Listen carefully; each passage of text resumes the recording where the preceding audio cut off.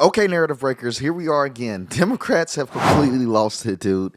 I can't believe that I'm about to say this, but Democrats are actually admitting that they're losing the fight, the culture war. I just was saying it was all over on my last two YouTube video, and now we got validations to that. Wow, time is moving quick. You got the governor of California, Gavin Newsome, now openly admitting that Democrats had it wrong. They've been losing the war. Conservatives have been saying it. Some honest liberals have been saying it. But now we got validations. And beyond that, we see rumors of Jasmine Crockett and Stephen A. Smith running for president, which further validates that the party itself has lost its political trust. They can't even prop politicians up to run anymore in response to Trump. And it shows that liberals are in the same position that conservatives were in when Obama won the first term. We are going to witness an entire revision of the Democrat Party in order for them to survive, and they will revise because they are the oldest political party in America as of right now, and you don't get to be old without experience. So what we're seeing right now is them changing approach, trying to appear cool to the new pop culture, and the pop culture is pop conservative. Conservatism is pop culture now. I've said that many times and validated that many times.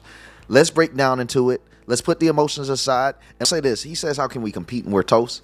I think this is, and Gavin Newsom is the smoothest Democrat there is, in my opinion, right behind Obama, possibly smoother. Some of his responses are very nice.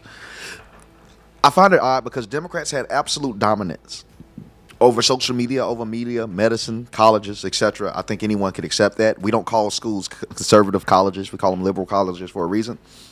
So they pretty much were the establishment. They controlled what was considered and deemed cool in America, deemed validated in America. So if you were to be considered credible in America for the last 12 years, you had to be a liberal.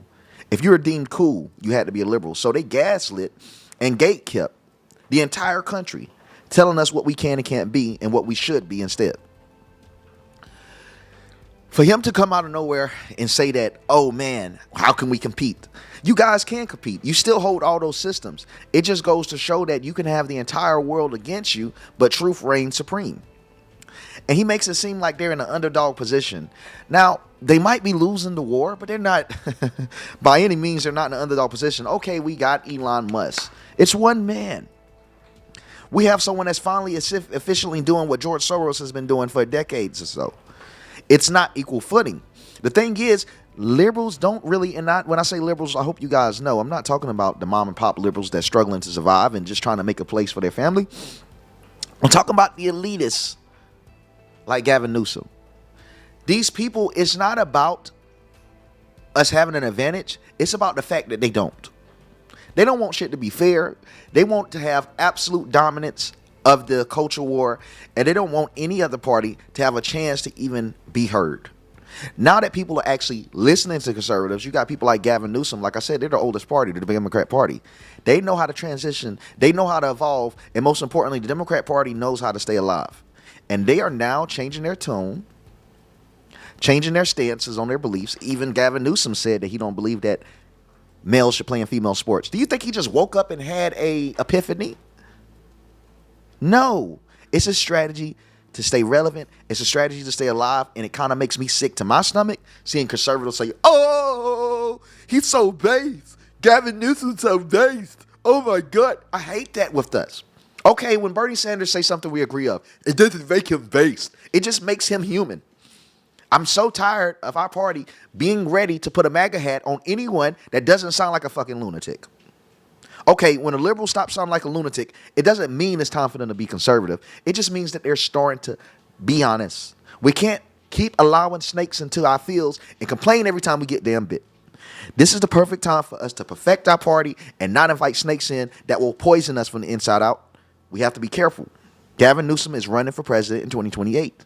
So he's going to try to sway the moderate voter, which is leaning conservative. It's conservative culture. I've been stressing that for a long time. You guys know. You guys are my witness. If I was standing in front of a judge, you can attest to it. I've been saying that we have the culture now. It's just, it is what it is, man. And you guys, please correct me if I'm wrong. You know I love to be corrected by my audience. This is family here. But please correct me if I'm wrong. I would say, I want y'all to see my face about this. I would say that Gavin Newsom won. Not saying he won this debate. Hold on. He didn't win this debate with Charlie Kirk. He won more from this debate. Charlie Kirk gains, to me, absolutely nothing. We just gained the country, and Charlie Kirk confirmed to everyone that's watching that we control the culture. He had no need to be there except show that he was willing to have discourse with Democrats. But here's my problem with that. When Democrats were up, when Democrats had absolute dominance of this country, they gave a damn about hearing what we had to say. So you telling me just a few months in of us having presidency, we're bending a knee and giving them a platform? I understand that we have to work together to move forward, but it's kind of hard when you have people that was intentionally trying to push us back. It's like, man, when the shoe is on the other foot, you said, fuck us, you know? You straight up split the middle finger to us, didn't give us a platform to speak and voice our concerns. They called us radicals. They called us white supremacists. I mean, everyone knows the things they called us, everything in the book. Yet, when we have dominance, when we have power, we're giving them platforms. We're calling them based. We're allowing them to join the squad.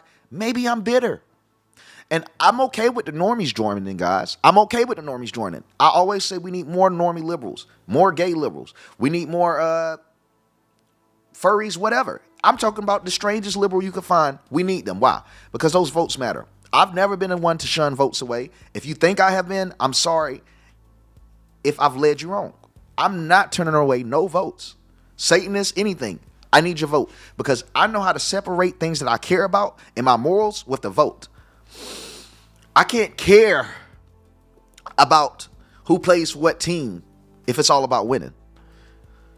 We need the votes. But I do not think we need the votes of the elitists. We would be okay if Gavin Newsome didn't vote Republican. We would be okay if Senator Elizabeth Warren didn't vote Republican.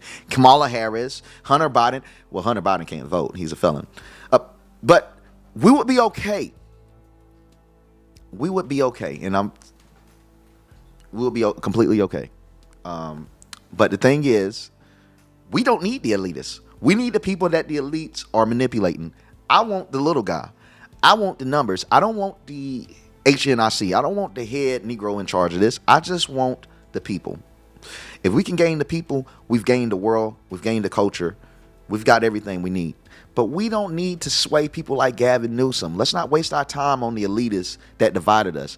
Leave them in the walls that they built up. Leave them trapped in them.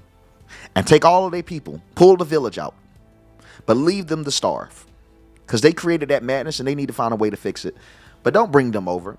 I mean, it's the same thing as immigration. You got conservatives out here complaining about illegal immigration, but they'll allow a damn Democrat to come over to their party as long as they put on a red hat. Huh?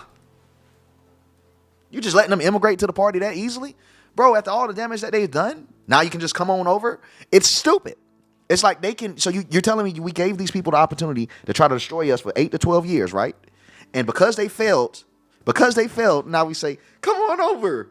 It's cool. We'll forget everything. Fuck that, dude. No. We have to understand, to recognize patterns, to protect ourselves, and to learn how to survive. We are now in control, so we have to be very careful with accepting new people in. We got to be a little bit careful with the gatekeeping. I see more gatekeeping against conservatives than liberals. Shit. I had to go through loops to get invited to the fucking White House. And I didn't get invited to the Epstein trial thing. Man, you see liberals that if a liberal came out and spoke for Trump, that nigga would be invited the same week. We treat liberals better that become conservatives. The conservatives have been doing this shit their whole life. Now, I will be a little bit better at that because it's a personal that hit home for me. But we do. We take care of brand new liberals over die-hard conservatives that have proof that they've been conservative since the birth, man. And it's a problem. We need to start giving a... Okay. In addition to their losses, Hunter Biden has confirmed, sadly and unfortunately, that he is struggling financially. So this goes into the theme of Democrats finally accepted that they're taking losses. Hunter Biden, the same day that this just came out with Gavin Newsome and Charlie Kirk, Hunter Biden came out, and it's actually my most recent X post as of right now. He revealed that he is struggling financially in his legal problems amid his legal problems with the Department of Justice. Joe Biden's departure of the White House has appeared to severely affected Hunter Biden's financial woes. Hunter told a federal court this week he's struggling to sell his feces artwork, and if you don't know, Hunter Biden actually uses his artwork and mixes it with his feces, which uses it as a paint. I'm dead ass. Like his art actually has shit in it. I intentionally made that silent pause so you guys could understand the emphasis that he is actually shitting in his art. Okay. Now that I got that done, his book sales have plummeted and he has lost his rental home in LA fires. So Hunter Biden is claiming woe me, and he's acting as if he's shocked, like, oh my God, did people actually not give a damn about my shit? Pun intended. No, they didn't. They just wanted to get access to the president of the United States, the resident of the United States, since your father did what he did on 2020. No one really cares about Hunter Biden, and they're losing. And it just goes to show how mainstream media was trying to gaslight us to make it feel like he's some new. They really try to make it sound like Hunter Biden was the shit, pun intended. Like he's some, I don't know, some second coming of Da Vinci, you know? The only thing he was good at doing was number 2, pun intended. It makes no sense to me how they were able to gaslight us to make it seem like Hunter Biden is some brilliant artist when all of his stuff looked like shit, pun intended. He's a piece of shit. And it's going to show. No one cares about him. They never did. And it just goes to show, if you can dress it up nicely, you can spray some perfume on it, it's still shit. Nobody cares about a Hunter Biden. They did whatever they could to try to make these Bidens appear to be the first family, to appear to be marketable, to appear to be a loving, kind family. They dressed up the shit as much as they could, but it still reigns stew, and it still smells. That's the problem with his art. It was always trash. And I used to think that was actually money laundering. If you didn't know, now you know. Money laundering, one of the main industries to launder money is in the art industry, because you can appraise things for whatever you so choose, and the government can't do jack shit about it. So if you were to sell, let's say, a child or something behind the scenes in Paris, you could label a piece of art. It could be a fucking toilet that has a squiggly line on it, and you sell it for $230,000. In truth, you're purchasing a child, but on paper, you purchase a toilet. You see how that starts to work? It's a very corrupt system, and I think more people should dive into the dark world of art. And I don't think it was random that Hunter Biden was involved in art.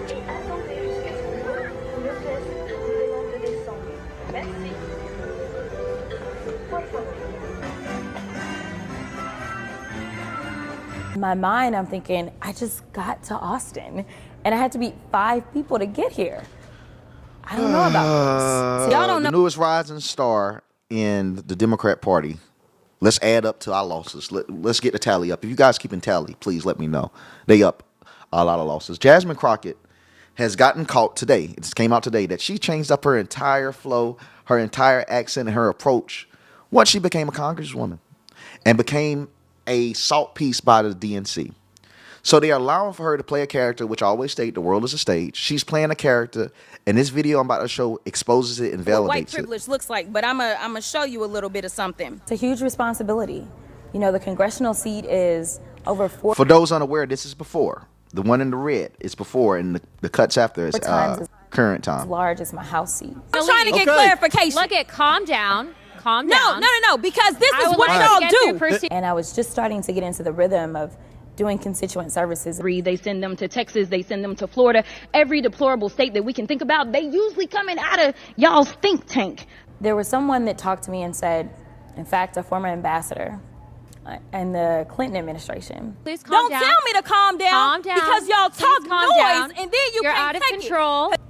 He said, Jasmine, what you have to realize is that if you are really going to make change, it's not going to be in the Texas House. He said, you did a great job playing defense, but you have a chance to play offense. If someone on this committee then starts talking about somebody's bleach blonde, bad built butch body, that would not be engaging in personalities, correct? Motion to I strike had no those idea words. what you just said. The management, so to speak, changes. It's not just always one party that has everything. I did it just first. voted to do Y'all it. did it first, so you don't just talk about voted to do it. Order. He said, if you really want to make real change, you really need to consider it. Because if I Chairman, come can we and send talk outside to shit take a about break her, for 5 y'all minutes? gonna have a problem. Sir, your administration has made it a priority both to end lawfare and the weaponization of government, and also to hold those who have engaged in lawfare accountable. One of the law firms that has been involved in that is called Perkins Coie. That's also a law firm that has engaged in unlawful DEI practices. This executive order.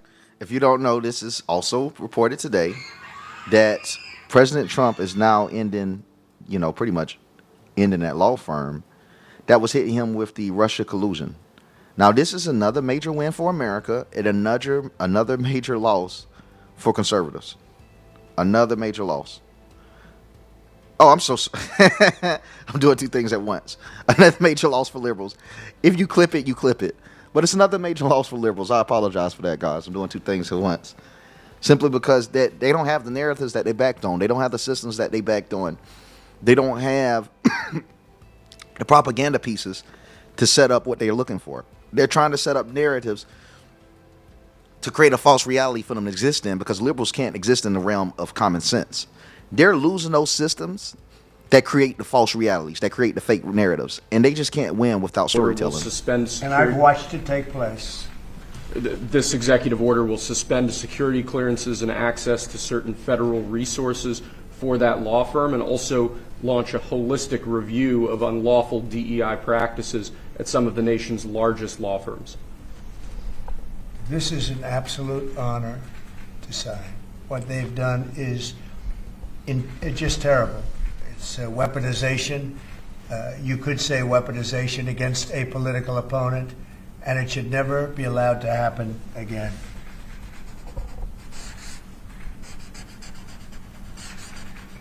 And you're looking at about 15 different firms? That or more, sir, yes. Okay.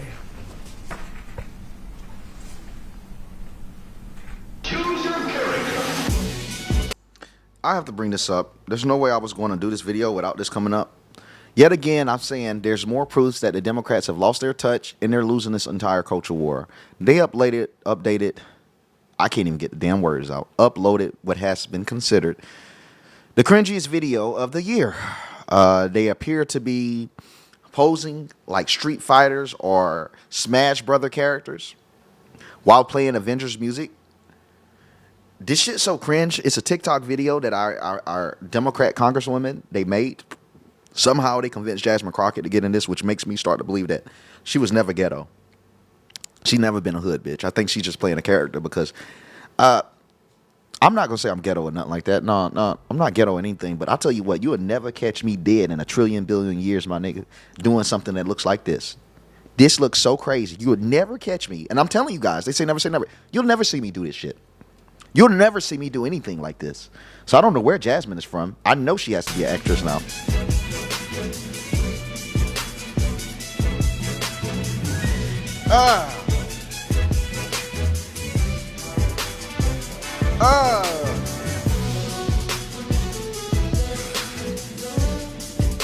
Turned it Oh, and I hate it so much. Even the punches. It's just so fucking it's so cringe. It's like, man, who let these women out the retirement home and put a camera in front of them? Grandmama, go back in. Curfew is coming. It's getting late. Nobody wants to see that shit. And of course, they weren't the only people to escape from the retirement homes. You got Maxine Waters that is now claiming that the 2024 election was stolen. Does that sound familiar? It does to me, because Maxine Waters, last I checked, which election was it that Maxine Waters? Was it the election of 2001, 2002, one or two, when Maxine Waters actually stood up in front of Congress and claimed that Republicans stole the election before? This ain't her first time doing it.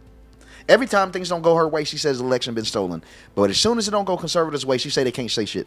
And this is the thing that I say about conservatives, as I vented in the beginning. If Maxine Waters put on a MAGA hat, you would have conservatives that would call her base, forget all of her damage that she's done to America and specifically our party, and embrace her with open arms. That's dangerous as shit. Why bring a Trojan horse in? It's okay to bring people that actually genuinely change. Some of these people are who they are to the day they go. And we don't know everything that Elon Musk has done with his high technology ass. We don't know what he's being accused of by some, as it may relate to the election. But we're not going to give up in investigating and finding out. So to continue and to close this one, Barack Obama, another person that has been losing lately, has been spotted at a Clipper game last night without Michelle Obama yet again. Now this comes after rumors of his purchase of an $18 million mansion almost being nearly complete while he's been living with his best friend, Martin Nesbitt. I find that odd itself. If you guys don't know, Martin Nesbitt is a victim of a very dangerous conspiracy theory that claims that He is the actual father to Malia and Sasha Obama. Him and Anita Blanche Nesbitt, I believe. I forgot her full name. His wife. But for some reason, Martin Nesbitt hasn't been staying with his wife. He's been staying with Obama. Don't know why. Obama has been seen without Michelle and seen more with Martin. And Martin has been seen without his wife. So I don't know what's going on. Don't know why Michelle hasn't been anywhere with Obama. But the divorce speculation has gotten higher and higher. And I could believe it. And I'm going to leave this with people. Hey, where did Obama choose to leave? Martha's Vineyard, right? He lived in Martha's Vineyard for as long as he ran the deep state. I don't know if you guys remember I made a post and said Obama just gave the deep state to Trump. People were attacking me, saying, oh, you don't know. I said, I got this from an insider source. People thought I was just clickbaiting. Pay attention. Why is it that Obama moved to Martha's Vineyard the same year that it's alleged that he gave up the deep state? You see, when presidents normally are done being president, they go back home. Obama never moved back home. He went right to Martha's Vineyard, Massachusetts, to be close to the White House. It wasn't nothing but a couple of minutes away from a flight, an hour or two, if even that. But it allowed for him to be close, a hell of a lot closer than Hawaii. He needed to be close to the White House. He needed to be close to the American government because Obama still was pulling strings. This is not a conspiracy. Now that it's solidified that Trump is not only ruling America, he has the support of the elites because his polls are higher than they ever been. He has more votes than he ever had. Obama just has lost, and he's going back home for the first time. But this is what's even more important to me. He's going back home, but for some reason, he's with a man. So could it be that Obama has officially retired and going to be with the love of his life? I don't know. I didn't say that. You thought it, not me. Let's continue.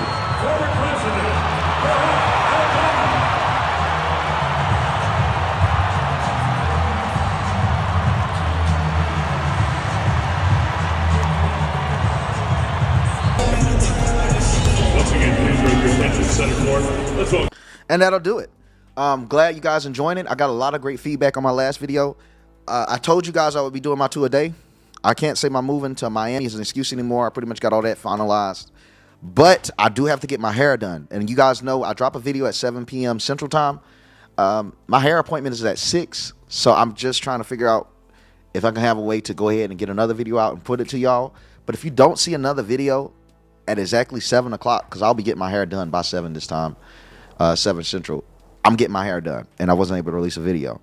But I would want to apologize for that in advance because, like I said, I'm maintaining my 2 a day.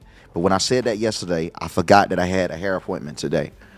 But if it is canceled, I made sure to make this video a little bit longer for you guys, if that's a good or bad thing. But I want to make sure I constantly provide the content and I don't leave none of you hanging. And I want to do something special where we can all, I don't know, do like a live or something. I want to do like a YouTube video, maybe a 30-minute, 40-minute YouTube video, just featuring some of my subscribers. And we just talk about politics, talk about where America's going, your own individual thoughts. I think it would be something cool. If anyone's interested in that, let me know. If not, please like, comment, subscribe if you're inclined to, and click the notification bell to stay updated because I am posting. We're trying to get 100K subs. I know I can do this. I can't do it alone. I can do it together. We're going to do it together. We're going to accomplish it. It's already a busy year, and I have a lot of cool stuff coming in 2025, especially post-Miami. It's going to be cool. See you guys soon. Thank you for your support. Until we break the next narrative together.